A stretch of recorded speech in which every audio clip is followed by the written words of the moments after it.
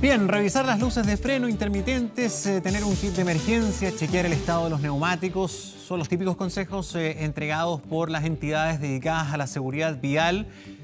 Asociación Chilena de Seguridad, CONACET también, por supuesto, para evitar accidentes y problemas durante las celebraciones de fiestas patrias, con tanto viaje, ¿verdad? Traslados que va a haber en este largo 18 de septiembre. Para conocer más en torno al tema nos acompaña Rodrigo Cruces. Él es especialista en seguridad vial de la Asociación Chilena de Seguridad. ¿Cómo estás? Bienvenido. Hola Gonzalo, muchas gracias por la invitación. ¿Qué tan conscientes estamos de las medidas de seguridad de los vehículos? Hemos avanzado, ¿no?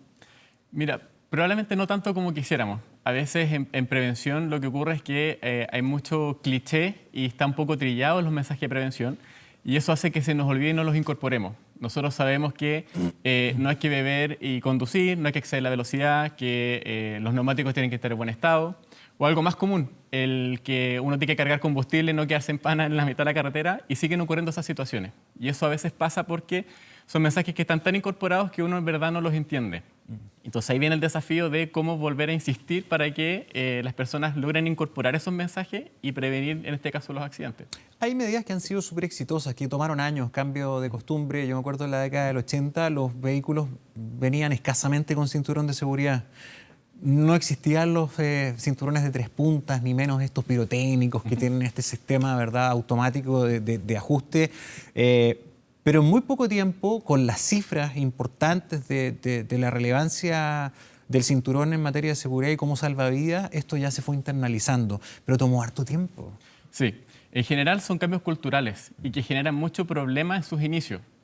Va a pasar, por ejemplo, también con la incorporación de la obligación de las sillitas de niños, que fue hace un par de años. Ha costado mucho. Que ha costado mucho, pero si uno lo mira, quizá 10 años después, uno se da cuenta ya no va a haber ningún niño que no esté en una silla. Entonces, sí, en los años iniciales es muy complicado porque primero las personas tienen que entender por qué se está colocando esa medida y después se tiene que generar la costumbre de utilizarlo. Es un cambio en el día a día. Sí. Ahora, hay tanta oferta, tanta diversidad, por ejemplo, en materia de seguridad automotriz, por ejemplo, las sillas. A mí me cuesta entender que sean igual de eficientes, por ejemplo, los alzadores. Hay alzadores que son súper completos, que son bastante más costosos también, y otros que parecen una galleta, que se doblan. Me dice, bueno, pero ¿esta cuestión servirá? O sea, es súper choro porque me lo puedo meter en el bolsillo, no me ocupa espacio, pero ¿son tan seguros? Mire, todo este tipo de elementos tiene certificaciones y en el caso de Chile lo que hace al normarlos determina que tiene que cumplir con determinadas certificaciones. En este caso de los sistemas de retención infantil pueden optar por la certificación de Estados Unidos o la de la Unión Europea, que son dos certificaciones que son internacionalmente válidas. Entonces dice, bueno, hay distintos niveles, pero todos tienen un mínimo de seguridad.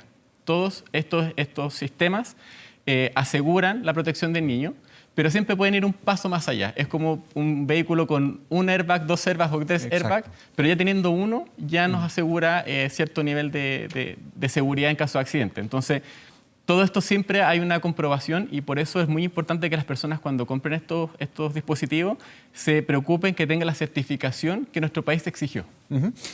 Hay medidas de seguridad que han sido bien internalizadas, otras que han demorado más, otras que han sido un éxito y otras que pueden no ser tan eficientes. Yo me acuerdo que hace, ¿cuánto fue? 2 o 3 años, estuvo el boom del chaleco reflectante. Sí. Oiga, lo vendían en todas partes.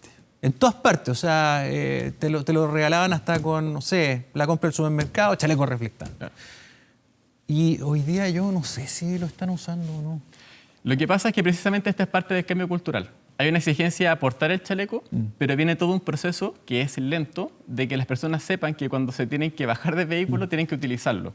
Esta norma no es comprarse un chaleco por tener un chaleco, sino que se tiene que entender cuál es el propósito final.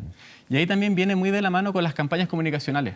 De hecho, nosotros en la Asociación Chilena de Seguridad lanzamos el día de ayer una campaña precisamente preparando los viajes. Entonces dice, bueno, cuando uno va a salir de Santiago o a regiones, cosas tan básicas como tener el combustible necesario, pero ¿te acuerdas de tu chaleco reflectante? Y ahí las personas dicen, bueno, tengo que llevarlo, no en el portamaleta, en la guantera, porque, de nuevo, la exigencia en su minuto es portar un chaleco, pero entendiendo para qué yo tengo que ocupar ese elemento. Entonces, ahí viene muy de la mano con la difusión que no es solamente una exigencia normativa o legal, sino que el porqué de cada una de estas exigencias. Y ahí se refuerza mucho con las campañas comunicacionales para evitar que personas puedan estar saliendo de Santiago, se dan cuenta que no lo tienen y todavía tienen una opción de salvar esa situación. Sí, bueno, también se ha avanzado mucho en la industria. Los autos, los vehículos ahora en su mayoría vienen con kit de seguridad bastante completos. Bueno, todo de acuerdo al precio, pero antes con suerte venían con un botiquín que traía un parche curita todo ratón, muy desprovisto. Sí. En eso se ha ido avanzando, vienen más equipados. Pero hablamos mucho de los autos, Rodrigo, y poco de los peatones. Y yo creo que en seguridad vial también hay harto que decir, porque si no me equivoco, la cifra de víctimas en los accidentes de tránsito, sobre todo en estas fechas, hay más peatones involucrados. Sí, de hecho, en los últimos años ha ido a la baja, pero es un caso particular incluso si nos comparamos con otros países. En un año, del total de fallecidos, casi el 40% son peatones. El tema es que el peatón no se accidenta por sí solo.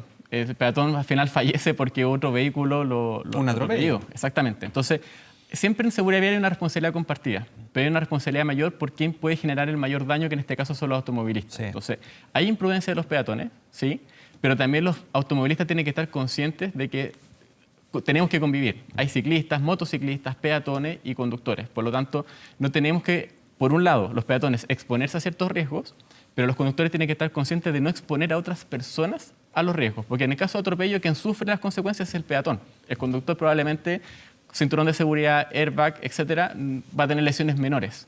Entonces, también hay un tema de empatía y de convivencia de que nos tenemos que preocupar de los peatones. Los peatones es difícil regularlos también, no es distinto contexto.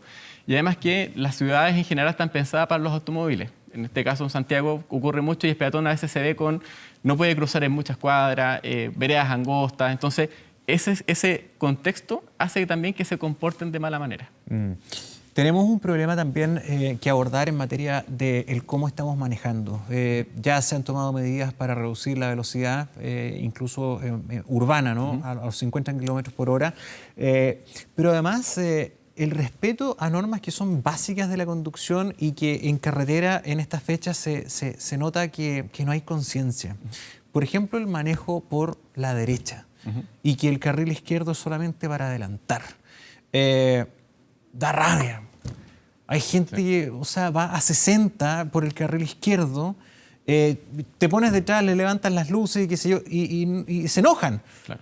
Y te obligan a hacer una maniobra por la derecha y hay mucho accidente por eso. Y no hay conciencia, y es una norma del tránsito. Sí. Manejar por la derecha. Exactamente. Hay toda una falta también de información. Cuando uno quiere exigirle a las personas que se comporten de determinada manera, primero tenemos que partir de la base de que las personas tienen que conocer esas reglas del juego. Cuando uno sale a la calle, al final toma un rol, peatón, conductor, pasajero, y tiene normas, tiene reglas del juego. Y también ahí estamos muy en deuda de que las personas conozcan esas normas. Y por eso también, de nuevo, lo que puede hacer la autoridad, los cambios normativos que se pueden hacer, pero también va muy de la mano con las campañas de informar de buena manera. Sí, no, y además, y otra cosa, el filtro, porque la licencia... facilísimo, la renovación, ¿para qué decir? Y se nota si estas cosas que son del ABC y del DESDE no se manejan. Son conceptos básicos que no se manejan. O, por ejemplo, tenemos las autopistas cada vez más atochadas y demandadas, ¿verdad? Con cada vez más autos. Se nota en los fines de semana largos, como el que viene. Hay mucho taco.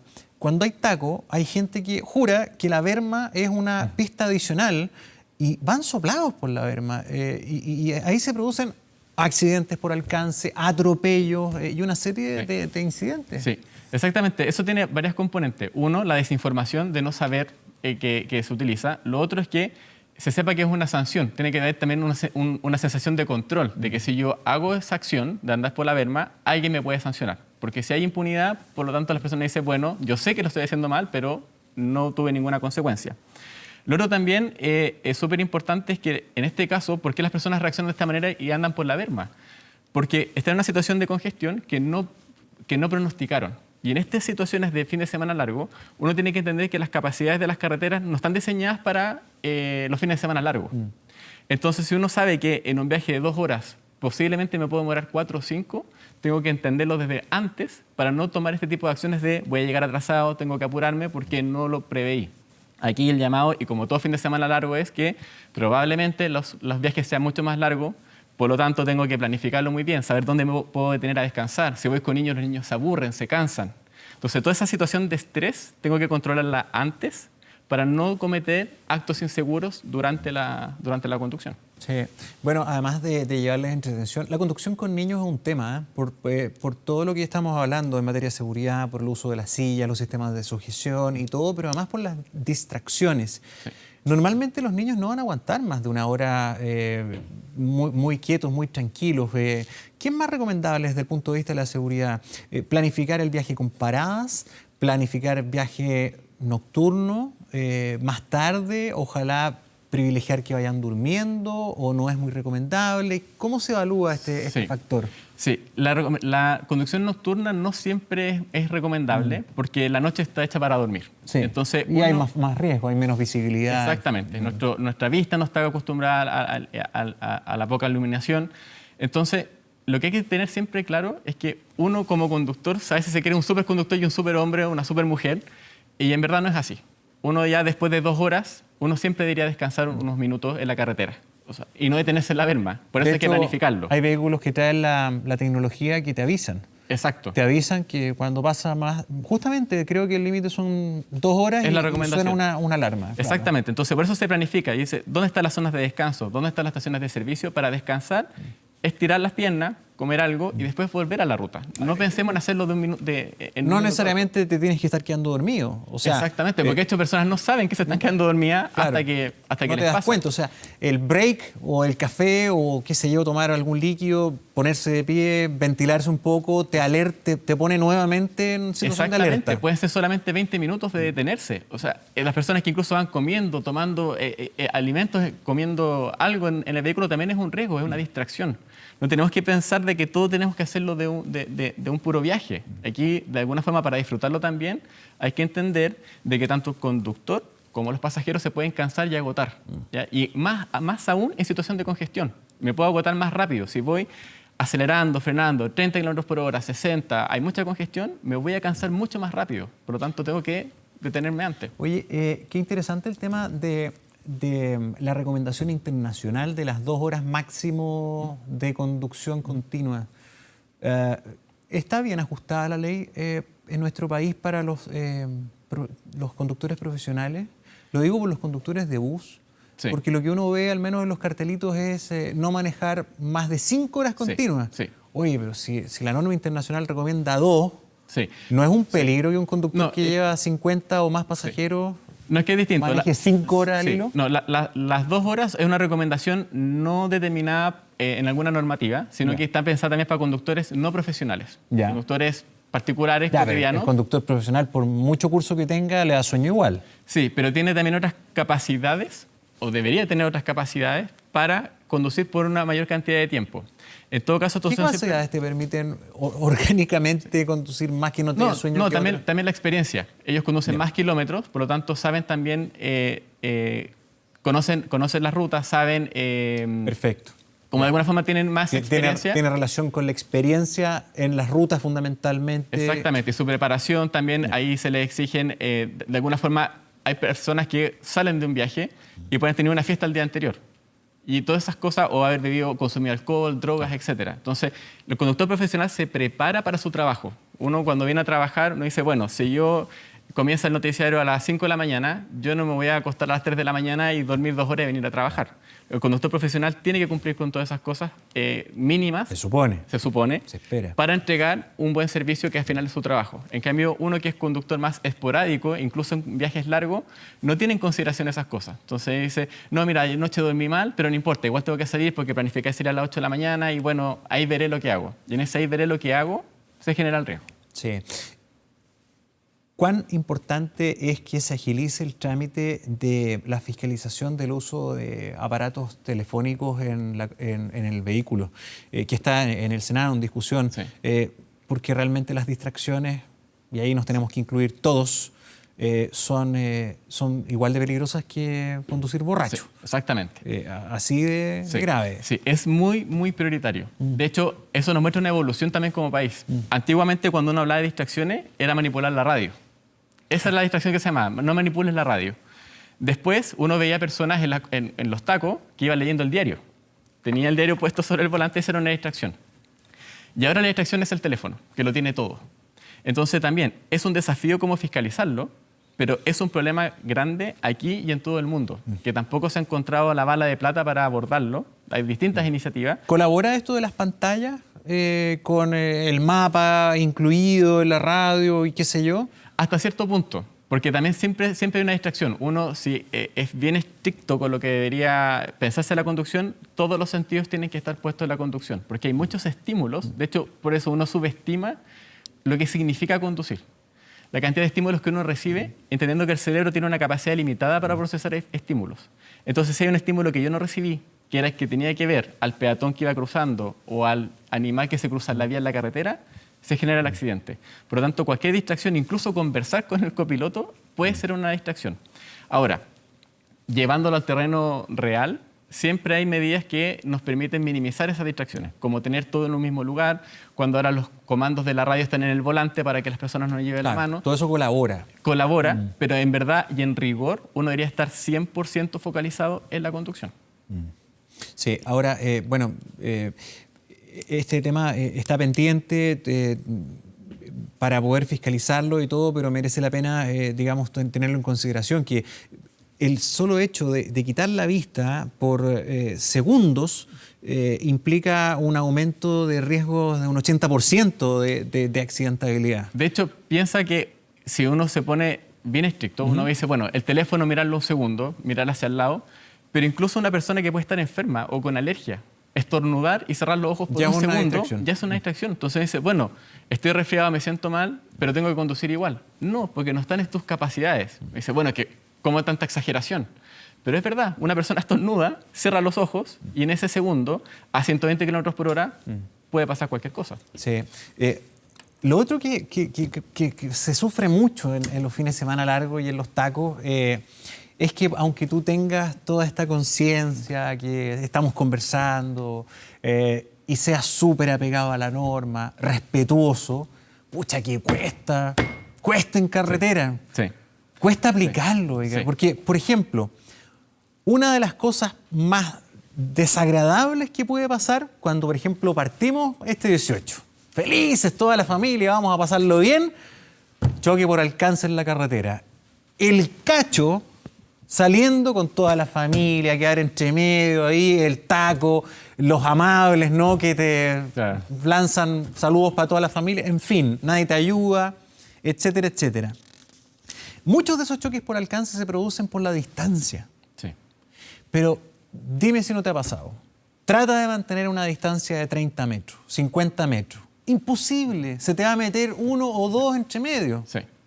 Sí. O sea, es imposible. Sí. De hecho, ese es parte de los cambios culturales. De que uno dice, bueno, la distancia de seguridad tiene un sentido, pero las personas ven la oportunidad de adelantar. Y uno ve los comportamientos erráticos de la autopista de que van todos en zigzag. O sea, donde le voy ganando a uno y a otro. Si uno ve en otros países desarrollados, uno toma la pista que le corresponde para llegar y no se cambia. Y eso reduce claramente el riesgo de accidente. Convengamos que en países, por ejemplo, como Alemania u otros países en Europa o en Estados Unidos o países más desarrollados, tenés 4 o 5 carriles en las autopistas. Sí, pero también, más espacio. También, aquí por eso hay un tema cultural también. Aunque hubiesen 10 carriles, el chileno se encuentra espacio en el carril 10 y va en el 1, va a tratar de llegar a ese y después va a tratar de cambiarse. Y eso también es por entender de que aquí estamos compartiendo y hay un tema de individualidad. Es que yo tengo que llegar temprano, es que yo voy atrasado.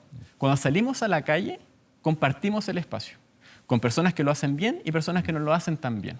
Pero tenemos que entender que nos tenemos que respetar en ese espacio. Y además del respeto y la armonía, ¿no? En las rutas, en las calles, hay un tema de seguridad que es básico. O sea, por eso pongo el tema de la distancia entre vehículos, porque si estábamos hablando de las distracciones, cuando tú vas a, no sé, 5 o 10 metros de otro auto, ahí sí que si pestañeas vas a quedar incrustado. Sí. Y eso es lo que pasa. Sí. Y ahí se producen los choques por alcance y los choques en cadena. Es lo que más ocurre en las carreteras. Exactamente.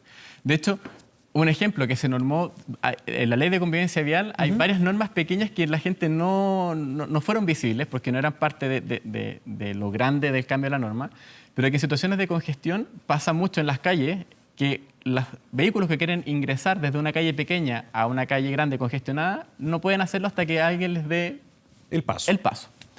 Ahora, por ley, se definió que tiene que haber un paso alternado.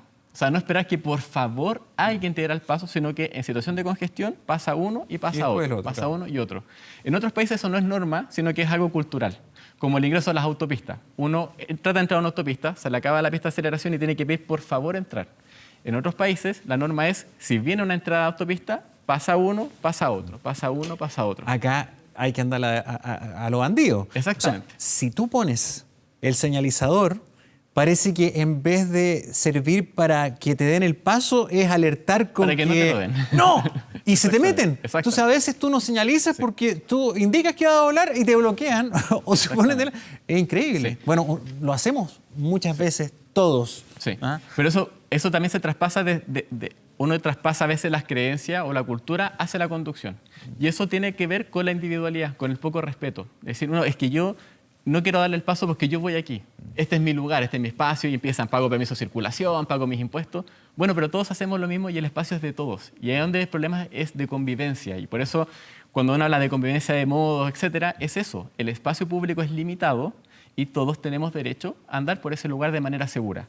Entonces, a veces las personas incluso toman acciones temerarias para darle una lección a otro.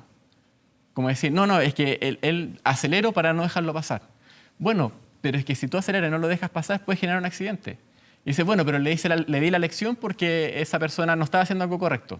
Sí, pero si genera el accidente ya ocurrió. O sea, tratemos de evitarlo, evitemos esas situaciones, aunque haya habido una imprudencia, aunque haya habido una conducta o un acto inseguro, evitemos los riesgos porque al final los afectamos a todos. Lo que tú dices, el choque por alcance.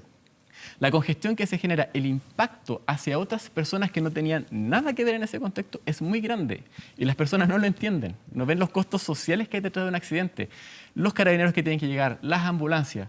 El médico, en vez de estar haciendo un trasplante, tiene que estar atendiendo a personas de un accidente de tránsito que era perfectamente prevenible. Entonces, tenemos que entender que esto no es algo individual, no es algo de yo en la calle, sino que es algo de todos que tenemos que convivir. Sí.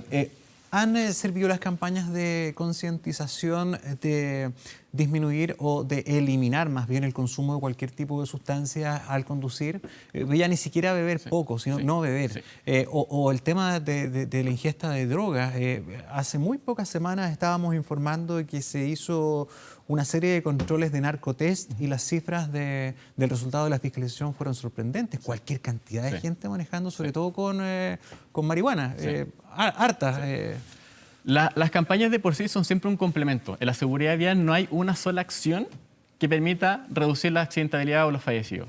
Tiene que haber una norma, tiene que haber una fiscalización, tiene que haber una concientización y una difusión de la información para cambiar el comportamiento de las personas. Por sí solo la campaña no sirve, por sí sola la fiscalización no sirve. Te lo pregunto porque me acuerdo que después de hechos muy, muy dolorosos, como el caso de Emilia, ¿verdad? Donde se legisló, hubo una campaña de tolerancia cero, donde hubo una reducción bastante notoria en términos de los accidentes donde habían personas involucradas con consumo e ingesta de alcohol. Pero da la impresión de que se perdió un poco la cosa y de nuevo estamos experimentando una alta tasa de accidentes.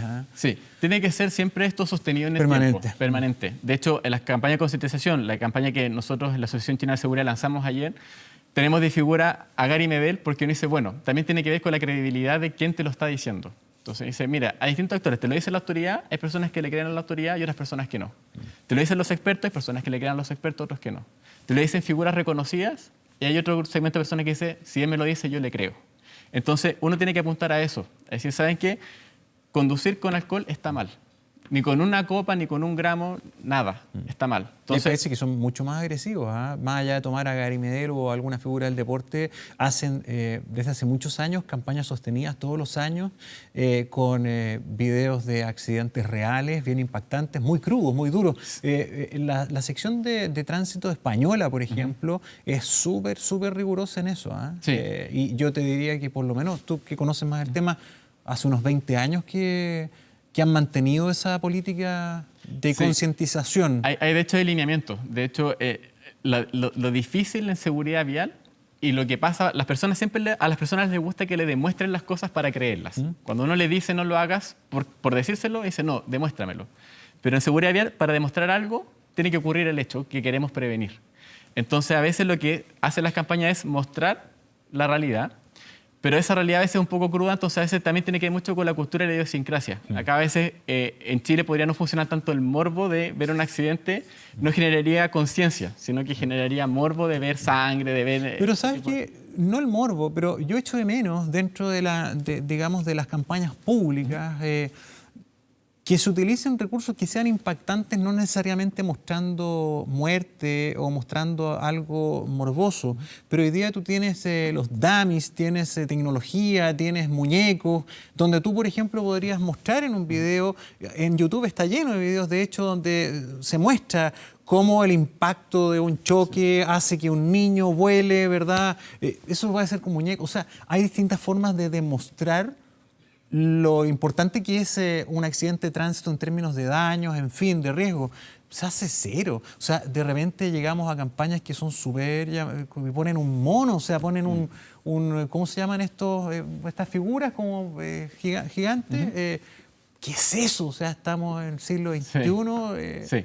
bien pobre. Sí, son distintas formas, son distintas líneas de cómo comunicarlo. De hecho, también aquí algo que se ha hecho en los últimos años en Chile que ha sido muy importante es tomar también lo que pasa después del accidente con las víctimas de los accidentes. Uno se accidenta y se informa, las personas ven el noticiario, ven la prensa. Murieron tantas, o el balance después de estas patrias. Qué pena, y se acabó. Pero el dolor que sigue en esas familias... La vida que cambia. Exacto, o con los lesionados también. Uno mira a los fallecidos, pero los 880 lesionados de Fiestas para el año pasado, ¿qué pasó con ellos? Entonces también uno tiene que apelar a eso, a que ellos nos pueden dar también el testimonio. Diciendo, esto es verdad, esto pasa. Yo creía que no me iba a pasar y me pasó. Y estas son las consecuencias que estoy pagando ahora. Eso también es súper importante porque uno mira el hecho, lo lamenta, pero no entiende de verdad todas las consecuencias que eso puede traer. Sí. No, una serie de temas relacionados a los viajes. Te agradezco por venir, porque además de las recomendaciones típicas de revisar la presión del neumático, cuestiones que ya uno debería saber, hay una serie de temáticas que deberíamos sopesar mucho más para que estas fiestas sean una alegría y ojalá no un lamento, un dolor y muchas veces cosas con consecuencias irreparables. Exactamente, y por eso el llamado es que en estas fiestas patrias, en algo tan común como planificar el viaje, es tomárselo de manera relajada. Si no considero cosas, me estreso, ese estrés genera que yo pueda comportarme de mala manera. Tengo que disfrutar desde comienzo hasta el fin. Tengo que llegar a contar la historia, tengo que llegar a contar cómo estuvo el 18 y no lamentar de que lo comencé y no lo pude terminar, o alguien por mi culpa no lo pudo terminar de buena manera. Importante. Sí, pues, no andamos solos. Exactamente. Gracias por venir. Que tengas buen día. Buenos días.